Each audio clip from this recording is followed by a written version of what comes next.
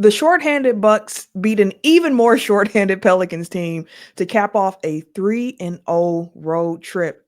Was this the most successful road trip of the season for the Milwaukee Bucks? We'll discuss that and more on the other side of the intro.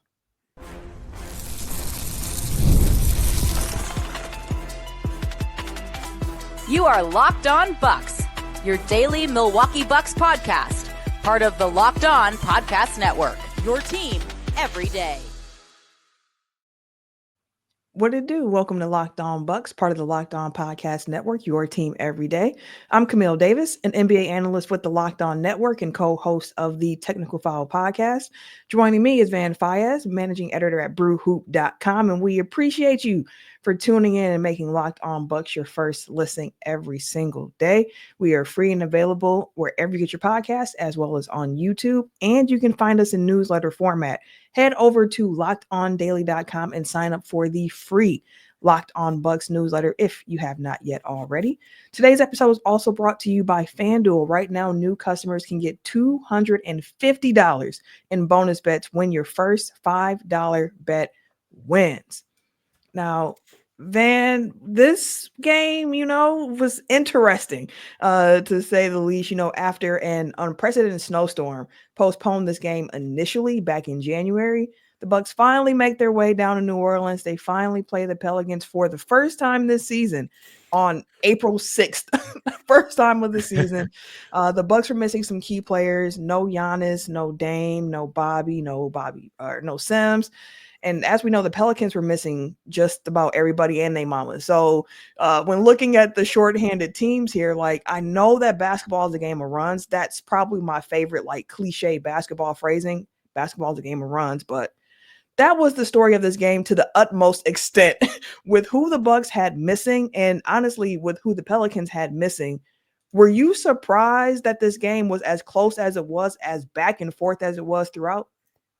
I wouldn't say so. When you talk about runs, I mean, the Pelicans were going on just smaller runs. I thought they would go 8-1. I think they maybe had a couple points to start the third quarter, 18-8, things like that. Then the Bucks defense really locked down, only gave up 7 points for the rest of that third quarter. But the Bucks had put together some more extended runs.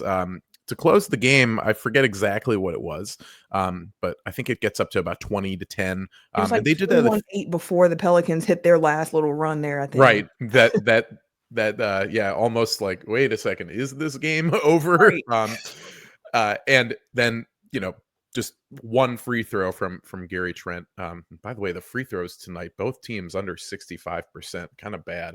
Yeah. And no Giannis. No Giannis to blame for that one.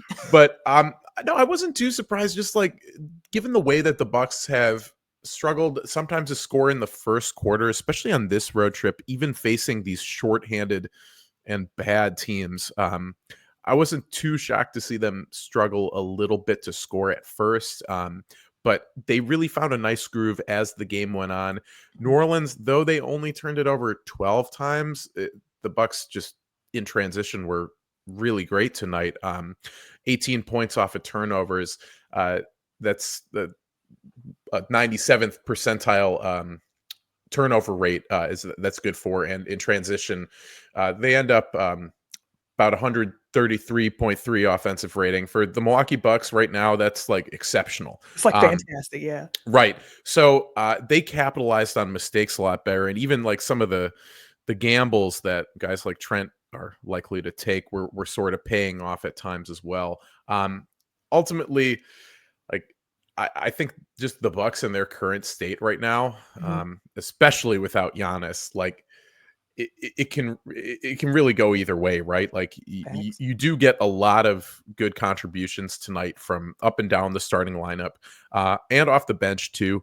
But you don't have star talent right now. You have NBA talent, with maybe the exception of Pete Nance. You've got 7 NBA legit players playing tonight, because Andre Jackson did get a little bit of time. And then I'll be honest, I have never heard of Keon Brooks Jr. or Carlo Matkovic. Jamal Cain, I was like, didn't that guy go to Marquette? Yeah. I knew.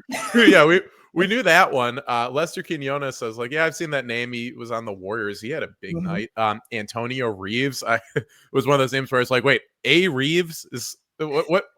Like it's like No, another trade. Like what's going on? it's Raves with the Reeves says no E, Antonio Reeves in this one, but he had a great night for the Pelicans. Someone that was a very much like I was unfamiliar with your game kind of moment with him. I sort of remember him from Tennessee, but yeah, like you can't with the Bucks in their current state right now without Giannis. It's hard to trust them to beat any team. We saw them go down 17 points against the Sixers on Thursday. So I'm just happy to get any win at this point. I know that's right. They needed it. They needed it bad too after losing, what was it, 4 games straight. Now they have won 4 games straight. So, that's the kind of bounce back that you want to see, because one thing I've pointed out is just the similarities I've seen so far between this year's Bucks team and last year's Bucks team, because last year they came out of All-Star break really hot, 6-0 out of the All-Star break last year. They finished the season 8-12, and they went 3-8 over their last 11 games to end the season. They were 14-12 after All-Star break last year. This year got off to another hot start, 7-1. Then they went 4-9 after that start, but now they've won their last 4 games here. So they currently sit 15-10 after the All-Star break with 4 games to go. And at 15-10, that's not just their record after All-Star break. That's also the record without Bobby Portis, since his suspension started right after All-Star break. He's coming back on Tuesday. We close, man. I am so excited about that.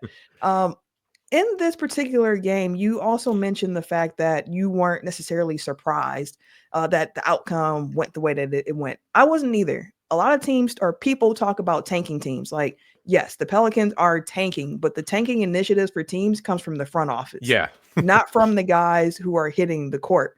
Those guys are playing for jobs. Like, those guys are out there hustling. They are not taking anything off. So it was a game where I knew if the Bucks were going to win it, they were going to have to lock in defensively for a period of time here, continue that offense moving, and they were able to at the end here. And it was a game for the Bucks where we had 5 different Bucks players in double-digit scoring. So you had Ryan Rollins with 14 off the bench. You had Gary Trent Jr. leading the team, 29 points. You had Kevin Porter Jr. and Brook Lopez each throwing in 20 points of their own. Kyle Kuzma with 17 points. And we don't generally talk like players of the game and things like that on Locked On Bucks, but I thought this would be a fun game to do that because the stars were not here for the Milwaukee Bucks. There was no Giannis, there was no Dame, no Bobby, no Sims, a really, really thin front court, plus you're without your 2-star guys who the team is built around.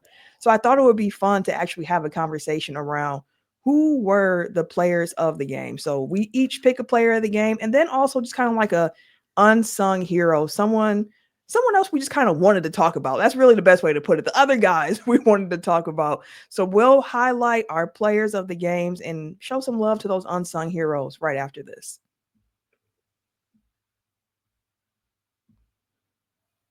I know I can't be the only person who has ever checked their bank account and wondered, where did all my money go? Between dining out and me buying video games and needing VC for 2K, it's easy to lose track of those finances. And that's where Monarch Money comes in. It's your personal CFO. It gives you full visibility and control over your finances. Monarch Money isn't just a budgeting app either. It's a complete financial command center.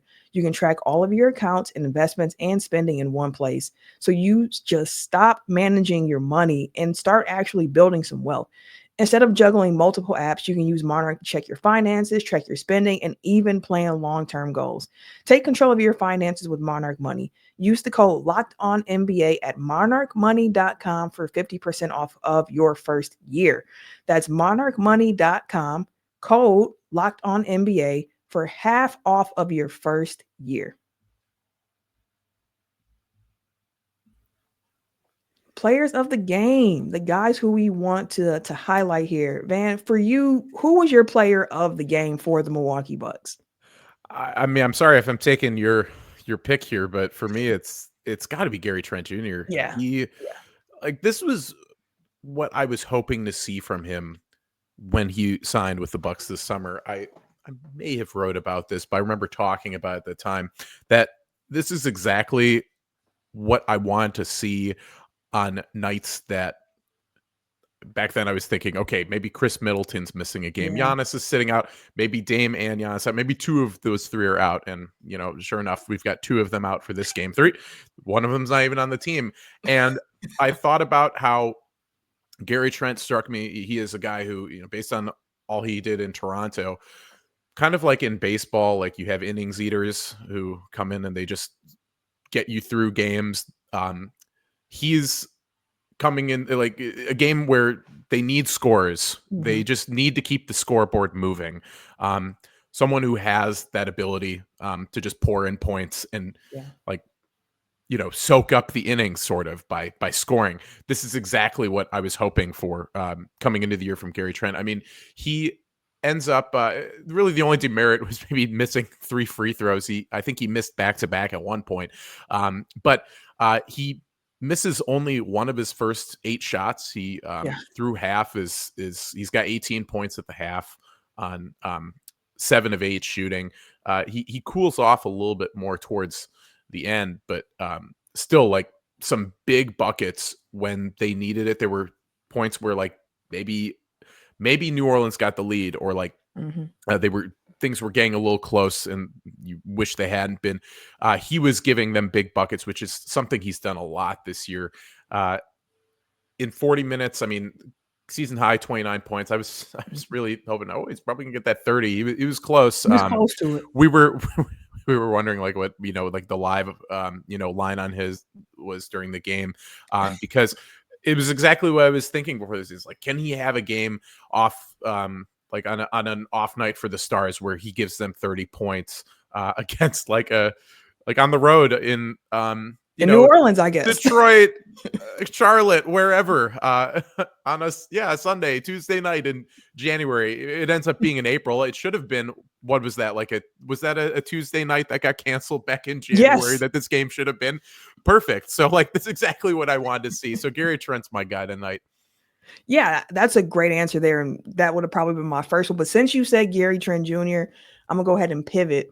And I'm going to give Brook Lopez some love first here, because there are a couple other guys I definitely want to highlight. But Brook Lopez was somebody who we've seen since All-Star break, someone who's been using his size a little bit better. The Bucks have been utilizing him in different ways where he's not just camping out and shooting nothing but threes. Like, he took 6 threes in this game, but he took 16 shots in total. So like 10 of his shots were 2-point shots, 6 were threes. You live with that. Plus 12 rebounds. This is what the people have been clamoring for. And to that, oh man, I've said it before. Like, if someone tells you that Brook Lopez is a bad basketball player because he doesn't get rebounds, do not take that person's basketball opinion seriously. They don't know what they're talking about. And I just want to go on record and say that. Here's the thing with that. Like, I saw a couple of the rebounds that Brook got, and it was because the other guys actually boxed out for him. Like, there were some for sure where Brook he had a height advantage. He was just going there and getting them, and he knew what the assignment was going to be without Giannis in the lineup. So, like, yes, he understood, like, I have to be the guy attacking the glass instead of just boxing out and allowing Giannis or somebody else to get it. But like, there was a play where I distinctly remember AJ Green boxing out and Brook getting in the rebound, and I was like, beautiful guys, like beautiful fundamental basketball. So Brook Lopez is somebody who I wanted to shout out. His scoring, especially down the stretch in the fourth quarter, was really big for this Milwaukee Bucks team. And just an all-around great 4 blocks for him, just a good Brook Lopez game. And I love seeing good Brook Lopez games.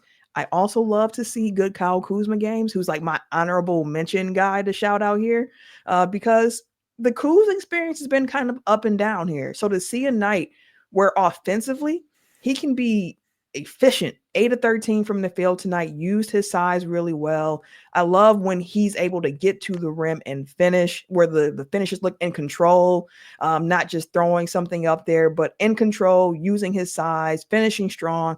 A lot of that from Kuz tonight. Only 1 3-point attempt, which I'm not necessarily mad about. Those looks, of course, will be more frequent when you're on the court with Giannis and the way you're being utilized, but with no Giannis and the ball in Kuz's hands a bit more, I thought that he performed pretty well here. So like, he's like my honorable mention guy. We talked a little bit before the show about who you kind of wanted to highlight in this segment. So for people who are going to be like, oh, you went to Goose without talking about the backcourt yet, We were gonna get there, of course. I'm setting my guy up. So, Van, for you, who were some of your unsung heroes, or what did you like that you saw from some other guys on the team tonight? Sure. I do want to talk about Kuzma and Burke though really quick. It's like Oh yeah, for Burke, sure. just since the All-Star break, like he's been outstanding. He's averaging 15.1 points per game. He's shooting 59.4% from the floor and 39.4% from three. He's even Camille, he's averaging 5.5 rebounds a game. But the blocks he had tonight, like they were loud. I mean, it was at one point. At one point, I was I was gamecasting this live on our playback channel, which you've done with us a number of times. We got to have you back at some point. Same way, you know I'm there. I know. I've been bad about it, but we'll have you on soon. But I was doing it with Eric Balkman, who is a guy I've done radio with for a number of years up in Appleton. And he was saying, a quiet 18 and 12 from Lopez when he had checked back in the fourth quarter. And of course, like he just only had one more bucket tonight. But I did think, like I said, the blocks were loud. The blocks were really big. Some of them were just like, who was it he stopped at the rim? I forget. I think it was Bruce Brown. Yeah, I think he did it to Bruce Brown at one point, like on a dunk. Yes, that's what I mean. Like he denied a couple. Brooks, I think one was Brooks too. Yes, I think so. It bugs me when there's a guy who's wearing 00 and 0, which is like, and that was happening with Jericho Sims and Dame Lillard. It's it's the same number. How can I keep track of them? Anyway, so Brook Lopez was huge. With Kuzma, I mean, he a big bounce back after last night in Miami. And I thought, like, it was nice to see him get that touch inside, like, and going to the rim, because as we all know, it's a bit of an adventure. But he ends up, let's see, he only takes 1 3 tonight, but within the restricted area, well, within the paint, I should say, that makes him 8 of 12. And there was really like only one time where I thought, like, okay, play within yourself. And it was in that fourth quarter where he tried to go 1 on 3 on that break. And I forget if he got blocked, but he misses the lay-in. That was really the only thing he missed kind of down low, at least in like the later stages of the game. And that resulted in a transition 3 on the other end because the Bucks defense couldn't get set. I forget exactly. I think that was Reeves again in that corner. But immediately Doc lifted him there for Taurean Prince, who at that point was playing with, I think, 5 fouls, at least 4. Kuzma, and that was the point where I was like, okay, I think this is where maybe, like I was move away from Kuzma for a bit. I was actually not sure if he was going to come back in the game. He did. And like he didn't hurt them at any point down the stretch after that, but which is big too, after he was benched on the stretch in Miami here. Right. And we've seen that a number of times this year. So Kuzma, I you maybe saw me as you were saying, like, you're talking about Kuzma. I was kind of like, okay. But anyway, my unsung hero tonight is Rollins. He ends up with a career high 10 assists. He comes off the bench. I thought it was interesting, before the game. It was I think Jim Owczarski saying that the last time that Giannis missed since Damian Lillard has been out against Denver a couple weeks ago now. And he did, Doc Rivers did the same thing where he took Rollins out of the starting lineup and he put Kevin Porter Jr. in the starting lineup. That's exactly what happened tonight. So Rollins is coming off the bench.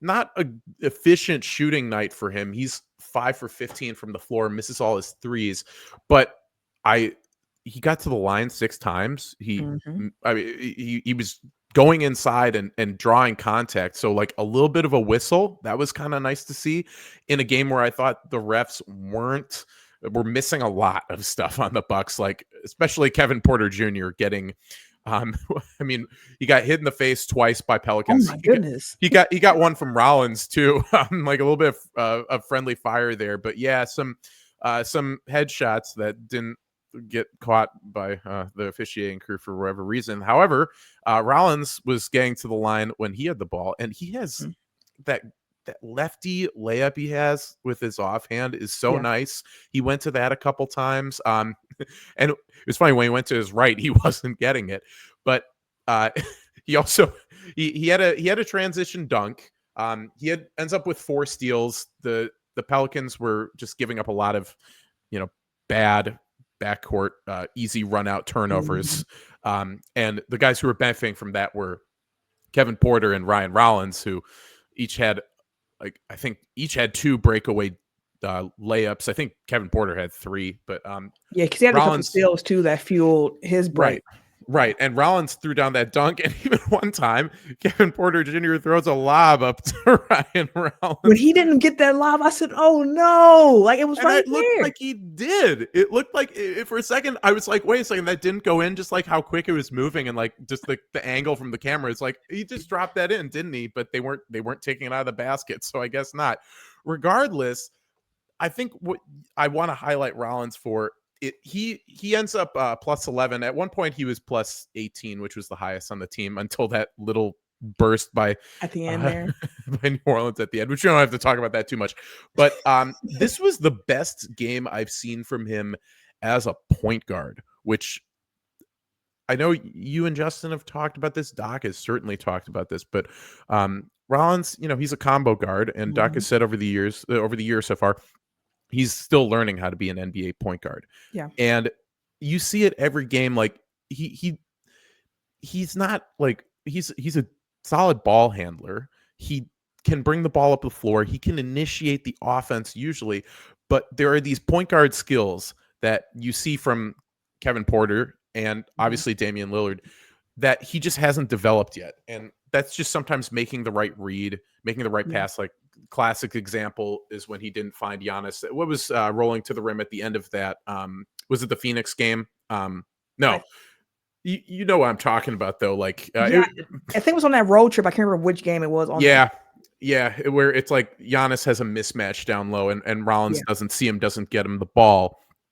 Now, tonight, I thought he was making a lot more of those reads. Like, he found Pete Nance in the dunker spot on a drive at one point for an easy. That was Pete Nance's only bucket. And just finding the open shooters, some of those like threes that Kevin Porter Jr. made, some tough threes assisted by Rollins. I just saw tonight from him like probably the best like pure point guard play I've seen from him this year, which is a nice development. We can talk about, it was against this version of the New Orleans Pelicans, but for a guy who is still getting his feet wet in the NBA and hasn't really proven himself as a backup point guard, though he's proven himself as like a guy who belongs in the NBA. It's nice to see him actually have a good game facilitating the offense. Could not agree more. And on top of him having that career high 10 assists, first career double-double for Ryan Rollins, he did that without any turnovers. Like that's the part of it where it's like, that's impressive. You finished with 14 points, 10 assists, 7 boards. And the other point guard on the roster here, Kevin Porter Jr., without Dame, 20 points, 8 boards, 4 assists. Rollins had 4 steals. Porter had 2 of his own. So like the two of them, I think, yes, definitely some unsung heroes and heroes of this game. Like the 5 guys who led the Bucks in scoring tonight all played a crucial role because without Giannis, without Dame, the scoring had to come from somewhere. And they did a really good job of just kind of spreading that out and finding ways to continue keeping that scoreboard moving in their favor. Now, is he your guy then? Is he your unsung hero, Kevin Porter Jr.? Yeah, I was my runner-up. Kuz was my first one, but like it was between Kuz and KPJ because it was like KPJ didn't have like the eye-popping stat line efficiency or anything like that, but played a super important role. And they were playing together a lot too, which I thought was really interesting. I think it was maybe in the second quarter where Rollins had been in the game, and then Kevin Porter comes in for probably Trent, but playing them together, we have just not seen that at all since the Dame Lillard injury. They've just been tagging off at point guards, like the point guard minutes for the entire time. But tonight they were playing out there together, and I thought that was really interesting. Yeah, I did too. I actually kind of want to talk a little bit more about that. And let's get into that after we come back. And also just wrap up the road trip as well. A 3-0 road trip for the Bucks. I asked earlier on, was this the best road trip of the season for the Bucks? I think it was. So we'll talk about that when we come back.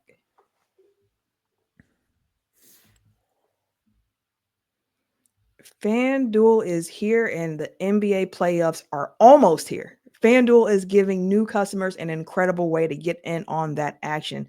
So right now, when you join FanDuel and you place your first $5 bet, you will get $250 in bonus bet if that $5 bet wins.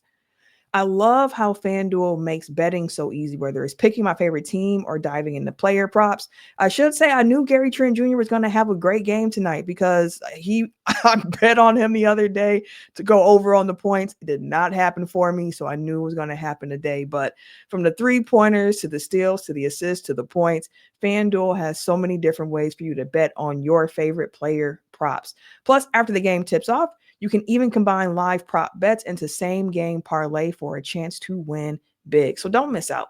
Head to fanduel.com and claim your $250 in bonus bets today.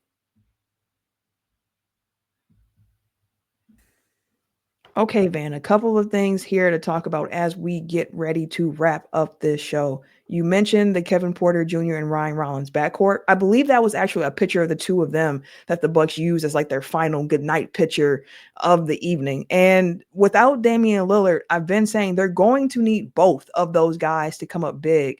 So seeing them share the court together, another new look. If there's anything positive that has come from the rash of injuries here, it's just trying to figure out some combinations from some guys who might not have gotten as much playing time beforehand, but are really starting to show that, I'm an NBA player. I can contribute to a team. And we've been seeing that with Rollins. We've seen that with Kevin Porter Jr. And I think the two of them continue to play together and getting used to playing off of one another for however long it is that Dame is out. And maybe even going forward when Dame returns, if they're both on the roster, just being able to have those guards in your back pocket is huge. But let me ask you this. After this road trip where the Bucks went 3-0, it's the best 3+ game road trip of the season for the Bucks. What is your main takeaway about who this Milwaukee Bucks team is? Because like I just mentioned, this was their best 3-game road trip of the season. They had a 3-game road trip to start the season, went 0-3. That's when they were in that 2-8 start. They lost to the Nets, the Celtics, then the Grizzlies. Their next 3+ game road trip came at the end of January where they went 1-3, lost against the Clippers and the Blazers and the Spurs. Their one win on that road trip was against the Jazz. Their next road trip, they went 1-2 on that one. They came home for a day, lost to the Grizzlies before they played the Thunder on second half of back-to-back, lost that one. That's when no one played for the Bucks. Then they beat the Hornets, and then they lost to the Hawks. Then the most recent road trip, 5-game road trip, longest of the season, they went 2-3, lost to the Warriors, wins at the Lakers and Kings before dropping games to the Suns and the Nuggets to close. But what's your takeaway about who this Bucks team is after seeing this 3-0 road trip for them? And that was the best road trip of the season, right? 2-3 on the perfect on the West Coast. Like for this Bucks team, like especially with Dame Lillard only playing one of those games, that's as good as it gets. Until this one, I think the quality of competition was really bad. Yes. the Delaware Bluecoats, right? Then you get I think it's the Birmingham Squadron is the G League affiliate for the Pelicans. For the Pelicans, yeah. But the Heat last night not having Tyler Hero either, like the Bucks are catching breaks and they've caught a lot of breaks in the last few weeks. And you wish they had, maybe taken more advantage of just like beating the Lakers without Luka and LeBron, Warriors without Steph Curry, although like that doesn't seem to matter for the Warriors right now. I think with this particular road trip though, like I was thinking coming into last night's game, Miami game, like this would be a big win because Miami, they were quiet quitting, right? But then they rattled off six wins in a row. And it's hard to beat the Bucks have had a lot of trouble in Miami over the years. Now, of course, they swept the Heat this year, but even when the Bucks were like good during the Bud years, like when they were a great regular season team, they would, you remember that game they came into like on second night of a back-to-back to to Miami. I forget which year this was, and they get blown out by like 40 points, Yes. And then the flip side, they set the NBA record for Free three-pointers game. in Miami. Like When TNT turned the game off. right, exactly. Which happened again this year too. I Yes. forget which game it was where they switched away from it, from a Bucks game where they were crushing a team. So yeah, I thought that was a really key win. Obviously, like an overtime win. That is the first. It's the second overtime game they've had this year, but it's the first one they've had in a while. They hadn't had one since that Detroit game earlier in the year, the Ron Holland The ball don't lie at the game. end, exactly. So I think that was kind of gutsy, just given the composition of the team right now. Obviously they have Giannis last night, but these were like not the wins we wanted, but these are the wins like the team kind of deserves right now. And To borrow needs. from Batman, needs. I think like I can't take a whole lot away from them like on the court right now in terms of like what like how they're looking, because there are still some problems. I mean, tonight the possession battle wasn't as big of a deal, because they both it's even 100 possessions for each team. The Bucks actually get one more offensive rebound than the Pelicans, and they have 4 fewer turnovers, but or NBA.com says 5 fewer turnovers. Regardless, they have the ball more than the Pelicans in this game, but you saw some, I mean, second chance points 16-7 in favor of the Pelicans in the second half, especially like early in that third quarter. You saw them, the Bucks, like getting beat on the boards, like easy putbacks for them. There's still some stuff I'm worried about, which hopefully with like we see some correction on the boards with Bobby Portis coming back, but like taking care of business in these games, even when you have these big disadvantages from tonight, like a health standpoint, we'll say, and last night with like a possession standpoint, being able to take care of business and win in overtime. What they have, an 8-zip run to close the game last night. And like which we I know this is like your weekend show, but like we haven't really talked about last night at all. These were kind of professional wins. That when you were talking about how like we saw a lot of similarities between last year's team and this year's team. One of the big differences I saw, and something I said coming into the year, is like what I need to see from the Bucks this year is in games like this, like, and I had used the classic Tuesday night in Charlotte or New Orleans, which this was supposed to be. I need to see them not be blasé.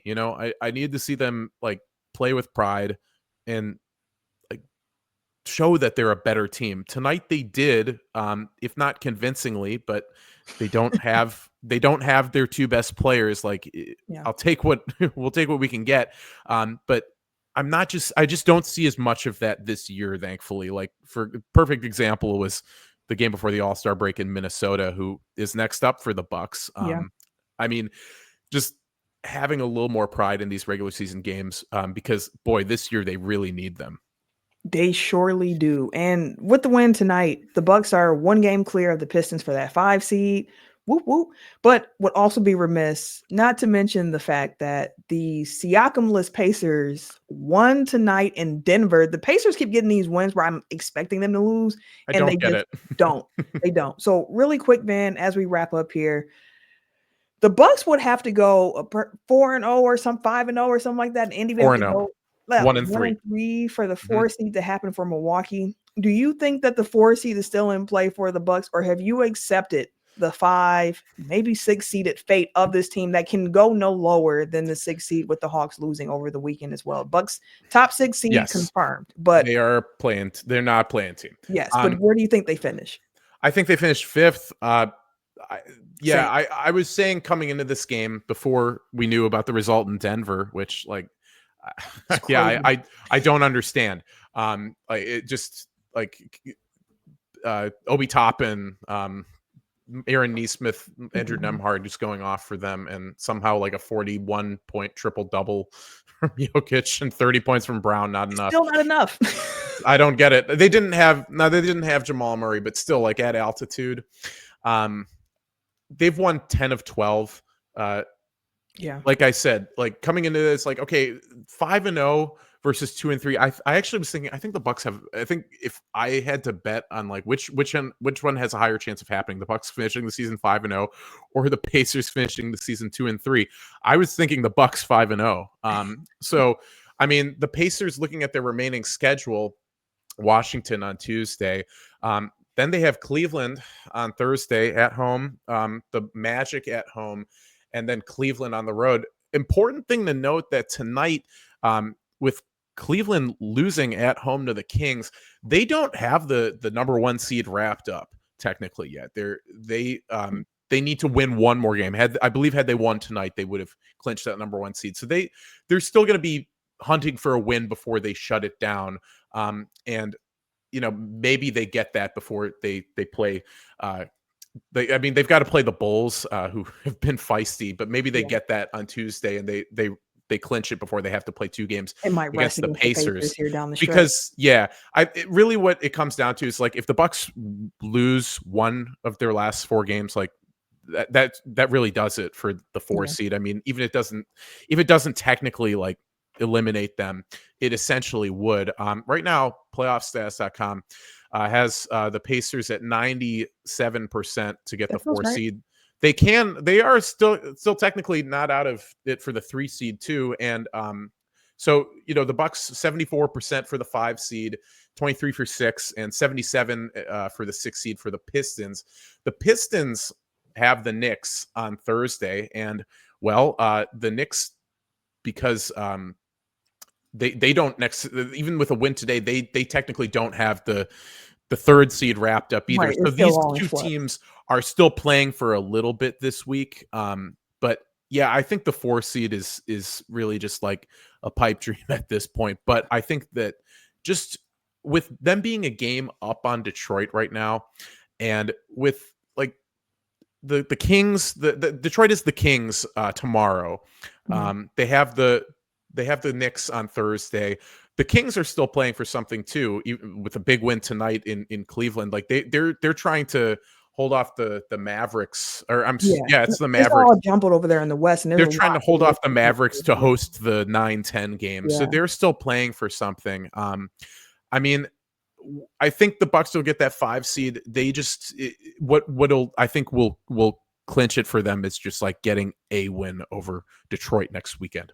Yeah, for sure. And man, those games again to finish the season out for the Bucks are going to be fun. But you also mentioned just the fact, like, hey, what they have coming up next for the Bucks. Bobby Portis is returning. Who do the Bucks seem to match up with better in the playoffs between, like, do you want to be that 5 seed and have the Pacers? Or would you prefer being that 6 seed and trying your luck against the Knicks? That's something that Justin and I plan to dive into a bit more on the Tuesday show for the pod. So make sure you guys continue to keep it locked in the Locked On Bucks. We're going to wrap up today's episode here, though. So make sure you continue coming back throughout the week. For Van and myself, we will catch you all later.